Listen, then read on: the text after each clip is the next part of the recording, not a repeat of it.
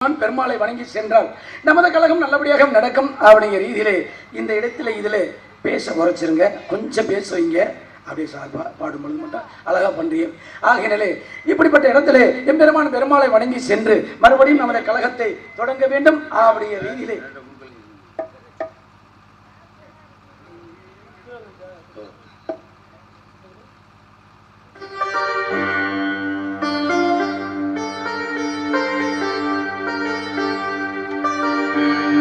ஒரு குடும்பத்துல கணவன் மனைவி நன்றாக இருந்தால் அந்த குடும்பம் செழிப்பமாக இருக்கும் என்று சொல்லியிருக்கிறார்கள்.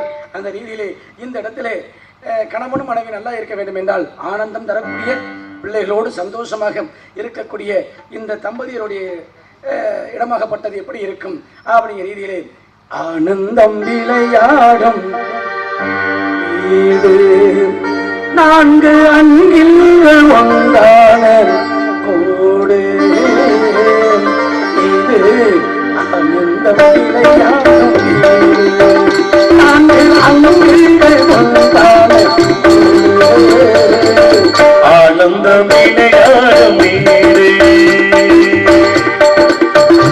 ஒரு நூல் கொண்டு உருவான நாளை இன்னும் நாளோடும்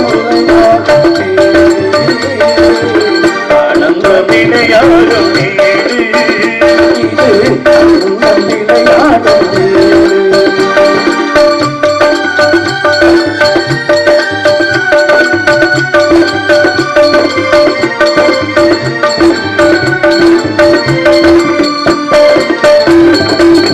நான் கொண்ட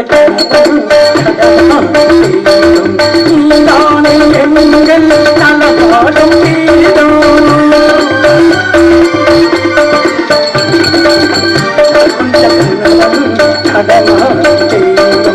நீதானே எங்கள் நலபாடும் வீடும் இதுதான்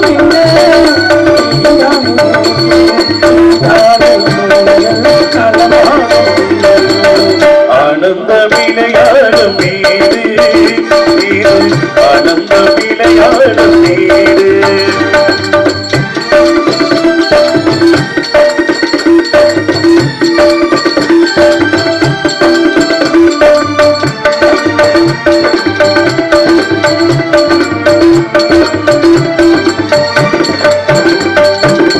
மாங்கல்யம் போலும் எங்கள் நலபாடும் வீடும்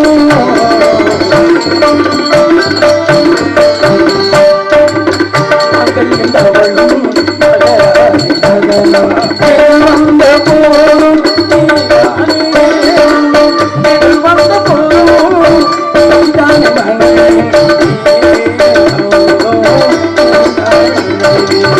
ஆனந்த விளையாடும் வீடு ஆனந்த விளையாடும் வீடு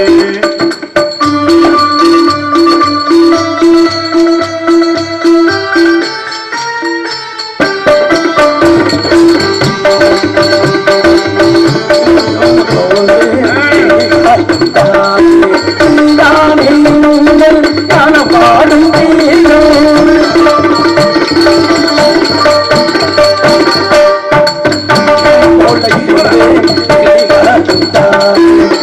வந்த போலும் எதிர்காலம் என்ன விளையாடும்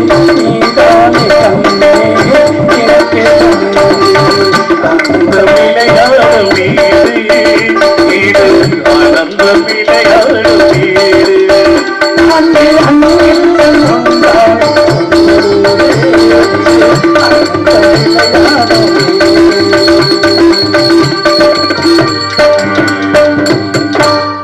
இப்படி இந்த இடத்திலே தம்பதியர் தினமாக இருக்க வேண்டும் என்று சொல்லக்கூடிய ரீதியிலே அவங்களுக்கெல்லாம் உறுதுணையாக இருந்தவங்களுக்கெல்லாம் நன்றி. ஆகையால் இப்படிப்பட்ட விஷயமாகப்பட்டது இந்த இடத்திலே ஏதாவது சட்டம் கேட்கின்றதா என்று சுற்றி பார்க்க வேண்டும். நாராயண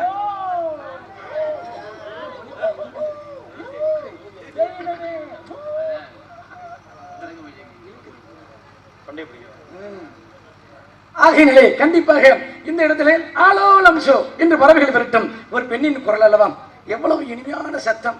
அருமையான சத்தமாகப்பட்டது.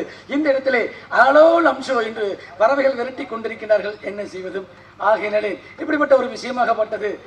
மைத்துனர் வராரு என்னன்னு தெரியலையே. அப்படிப்பட்ட விஷயமாகப்பட்டது. இந்த இடத்திலே வருகின்ற ரீதியிலே சத்தம் கேட்கின்றது ஆலோலம் ஷோ என்று. இந்த இடத்திலே ஓம் என்ற பிரணவத்தை உச்சரித்துக் கொண்டிருக்கின்றால் பெண்ணாகப்பட்டவள் ஷோ என்று முருகப்பெருமானுடைய ஓம் என்ற பிரணவ மந்திரத்தை உச்சரித்துக் கொண்டிருக்கும் பொழுதும் சாதாரணப்பட்ட இடமாகப்பட்டது. ஏன்னா பெரிய பெரிய நடிகர்களுக்கெல்லாம் வந்த இடம் வீரமங்கலம்னு கேள்விப்பட்டிருக்கேன். சின்ன வீரமங்கலம் பெரிய வீரமங்கலம் அந்த பகுதிக்கெல்லாம் நான் போனதே இல்லையே அப்படிங்கிற மாதிரி மனசுக்குள்ள ஒரு கவலை. ஆனால் இன்றைக்கு அதை நிறைவேறிச்சு. இருந்தாலும் இப்படிப்பட்ட ஒரு அருமையான இடத்துல நம்ம கழகம் ஏற்படுத்த வேண்டும் என்றால் இவர்கள் மனதில் என்னைக்குமே நிற்கணும் அப்படிங்கிற ரீதியில அப்படி ஒரு விஷயம் நடந்துகிட்டு இருக்குது. அப்படி ஒரு நடக்கட்டும் நல்லபடியாக நடக்கட்டும். அப்படி ஒரு விஷயமாகப்பட்டது. ஷோ என்று நடப்பதை பார்த்தால் என் மனம் அசைகின்றது. இந்த ஷோ என்ற சத்தத்தை கேட்டாவே அப்படி என் வீணை துடிக்கின்றது. வீணையா? ஆமா, வீணை தான் துடிக்குதா? துடிக்குது. அப்படியே காரணம் என்ன அப்படின்னு பார்க்க போனோம்னா அதுவும் சங்கீத கலர்ந்த சத்தம், அதே மாதிரி இதுவும் சங்கீத கருவி. அப்ப ரெண்டுக்கும் ஒத்து வருகின்றது. பத்தியா சுவாமி, சின்ன விண்ணப்பம். என்ன விண்ணப்பம்? தாங்கள் விரல்களால் ஆமா அந்த வீணையை மீட்டும் செய்யபடி இதை நான் மீட்டக்கூடாது. காரணம் என்ன? உறவு முறை தங்கை. என் தங்கையாகப்பட்டவளை மீட்டலாமா? அது மீட்டக்கூடாது. அது அது அப்படியே கருவியாக மாத்தி தான் வச்சிருக்கேன். ஆமா, அது குழந்தையா வப்பாட்டி குப்பாட்டி மனைவி அவர்களை தான் மீட்ட வேண்டும். ஆமா, தங்கையை தொங்க விட்டு நாங்க பார்த்துக்கிட்டே இருக்கணும்னா தாயின் தகப்பனம் தாயாகப்பட்டது கருவறையிலே எப்படி சுமக்கின்றாலோ அந்த பிள்ளையை அடி வயிற்றிலே, அதே போல தாயினோடு தந்தையினுடைய ஞாபகம் வராமல் இருப்பதற்காக இந்த அடுத்த அண்ணனாகப்பட்டவன் இந்த தாயினுடைய தந்தையினுடைய ஞாபகம் வராமல் இருப்பதற்காக அடி வயிற்றிலே சுமந்து கொண்டிருக்கின்றேன் இந்த மகதி என்று சொல்லக்கூடிய ஆளை. இதுதான் உண்மையான விஷயம். அடிச்சு காலி பண்ணுவோம்ல.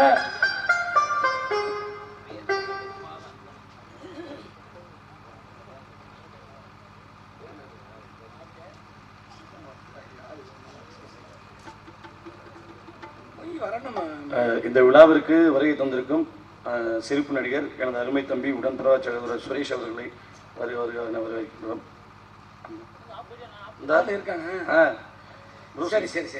அருமை தம்பி அதுவும் போயிட்டானா?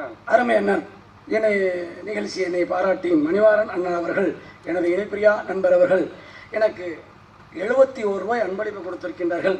அன்பளிப்பு கொடுத்து என்னை பெருமைப்படுத்திய அந்த அன்பு உள்ளத்திற்கு மனமார்ந்த நன்றியை தெரிவித்துக் கொள்கின்றேன். நன்றி நன்றி நன்றி.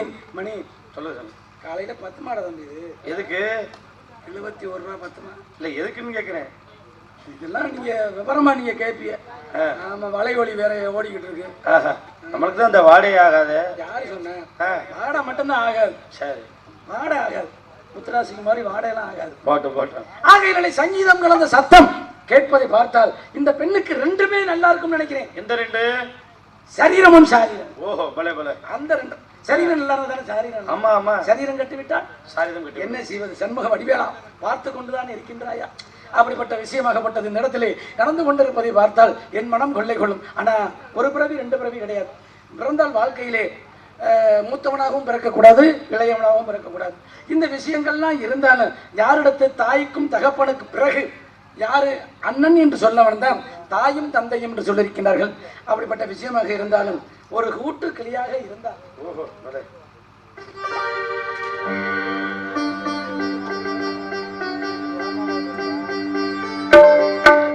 ஒரு கூட்டு கிளியாக ஒரு தோப்பு குயிலாக பாடு பண்பாடு தேடி பறந்தாலும் சிரிந்தாலும் ஓடு ஒரு கோடு என்னென்ன தேவைகள் அண்ணனை கேளுங்கள். கூட்டு கிளியாக பாடு பண்பாடு தேடி பறந்தாலும் மாறி திரிந்தால் ஓடு ஒரு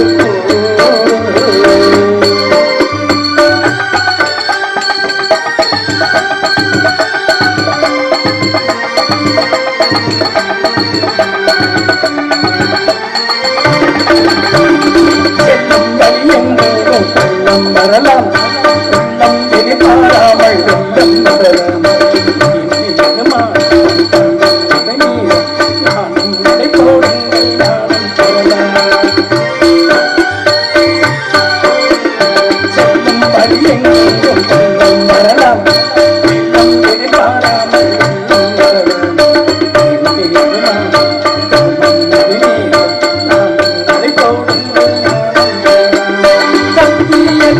நீங்கள் காத்திருந்தால் சத்தியம் உங்களை காத்திருக்கும்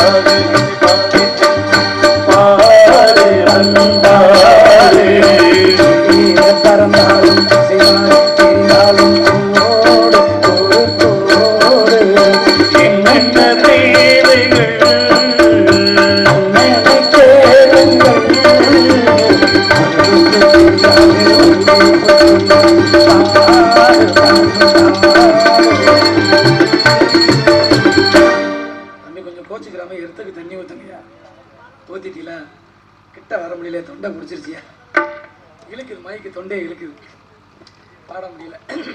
ஆகையினாலே கண்டிப்பாக இப்படிப்பட்ட இடத்திலே ஒரு கூட்டு கலியாக இருக்க வேண்டும் அப்படிங்கிற ரீதியிலே பெண்ணாகப்பட்டவள் ஷோ என்று விரட்டுவதை பார்த்தால் என் மனமே கொள்ளை கொள்ளும் அளவிற்கு அற்புதமான ஷோ இந்த இடத்திலே போட்டுக் கொண்டிருக்கின்றார்கள். ஆகையினாலே ஏழை வயிற்றில் பிறந்தாலாம், பணக்கார வயிற்றில் பிறந்தாலாம், 10 குடிசைக்கு பிறந்தாளா, அப்போ ஒத்த குடிசைக்கு தான் தலைவியா என்ற ரீதியிலேயே பார்க்கும் பொழுதும் அருமையான சத்தத்தை வைத்து இந்த இடத்திலே ஷோ ஷோ என்று விரட்டுவதை பார்த்தால் எப்படி வந்தா எப்படி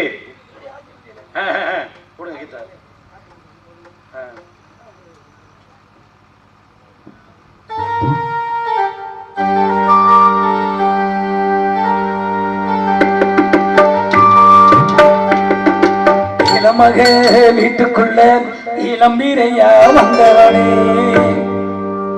வாழையடி வாழையனன் வளர்ந்து வரும் சந்திரனே, பால்வடியும் தீவடிய கூடாது, பார்த்து புட்டா பெத்த மனம் தாங்காது, கண்ணுரங்கு பொன்மையிலும் கண்ணுரங்கு ஆரீரோ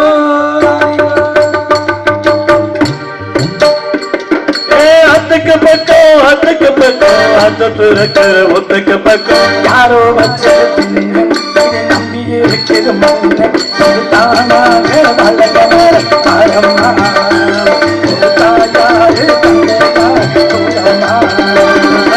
அத்துக்கு பக்கம்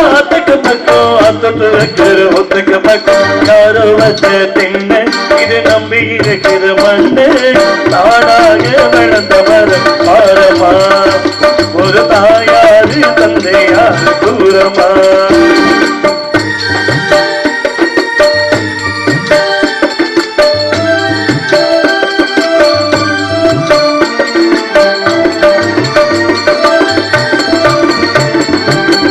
ஆண்டவனும் நானும் அண்ணன் கீழோ அவனுக்கு என்னை போல அப்பா அம்மா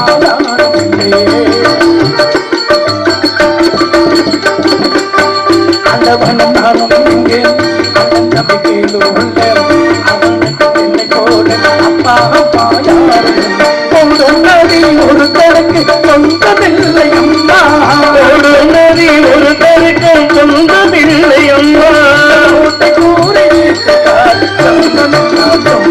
இந்த கோட்டை கூறி வீட்டுக்கார் சொந்தமெல்லாம் அத்துக்கு பக்கம் அத்து துறக்கிற ஒத்துக்கு பக்கம் யாரோ வச்ச தின்ன இது நம்பி இருக்கிற மண்ணு தானாக வளர்ந்த மரம் ஆரமா ஒரு தாயாரு தந்தையாரு தூரமா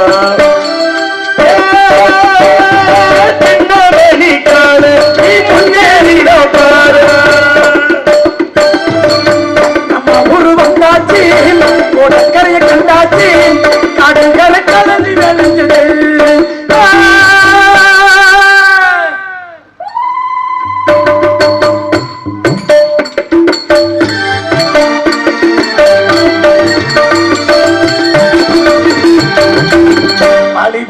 கடனை தீர்க்க தாலி ஒன்று அப்பே தந்தாள் தாய்ப்பட்ட கடனை தீர்க்க தாயா என்ன பெற்றோ விட்டாள்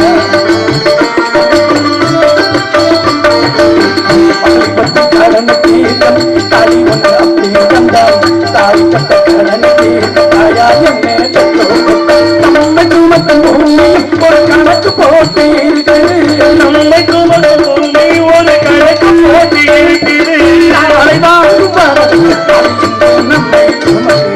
நாளை வாங்கும் வரவுக்கு அது என்று நம் அதுக்கு பக்கம் அதுக்கு பக்கம் அது துறக்க ஒத்துக்கு பக்கம் யாரோ வச்ச திண்ணை இது நம்பி இருக்குது மண்ணு ஆனா வளர்ந்த மரம் பாரமா தாயாரு தந்தையார்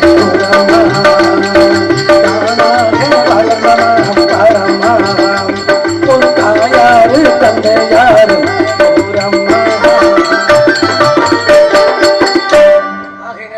காலம் கண் போன்றது கடமை பொன் போன்றது என்று சொல்லியிருக்கிறார்கள்.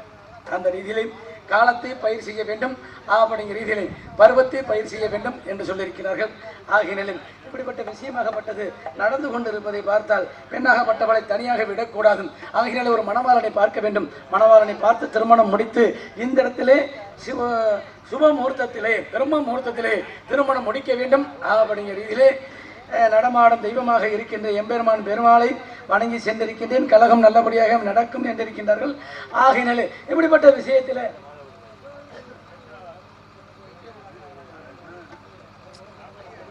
கொஞ்ச நேரத்தில் மழை வர்றது மாதிரி இருக்கு. மழை வரணும்னா யாருக்கு முதல்ல தெரியும்? இல்ல மழை வர போகின்றது யாருக்கு தெரியும்?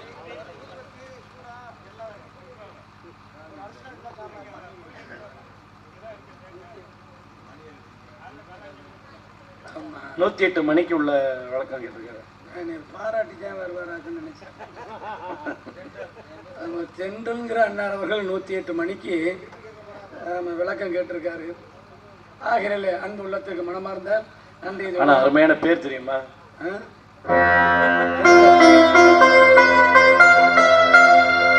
தென்றல் வந்து என்னை தொடும் அதான் ஆக சத்தம் இன்றி முத்தமீடும் அருமையான பேர் தென்றல்.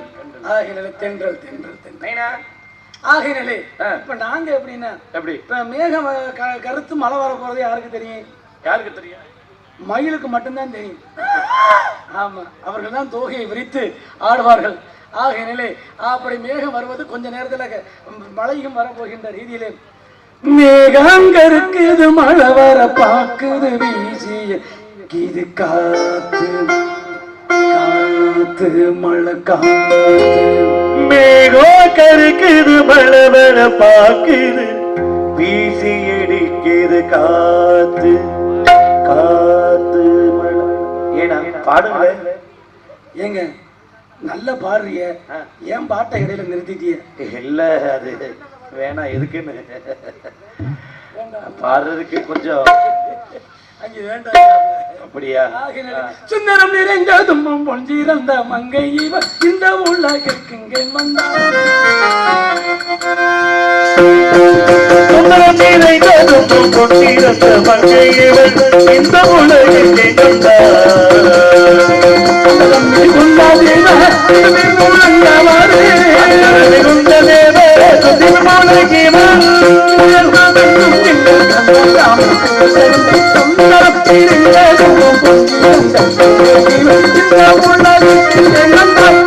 ஏன் வந்தால் எதற்காக வந்தால் என்றெல்லாம் சிந்தித்து பார்க்கும் பொழுதும் யாரோ ஒருவர் இங்கும் அங்குமாக அலைந்து திறந்து கொண்டிருக்கின்றார். அவரை சந்திக்க வேண்டும், சந்தித்து அவரிடம் பேச வேண்டும் என்கிற ரீதியிலே நாராயண நாராயண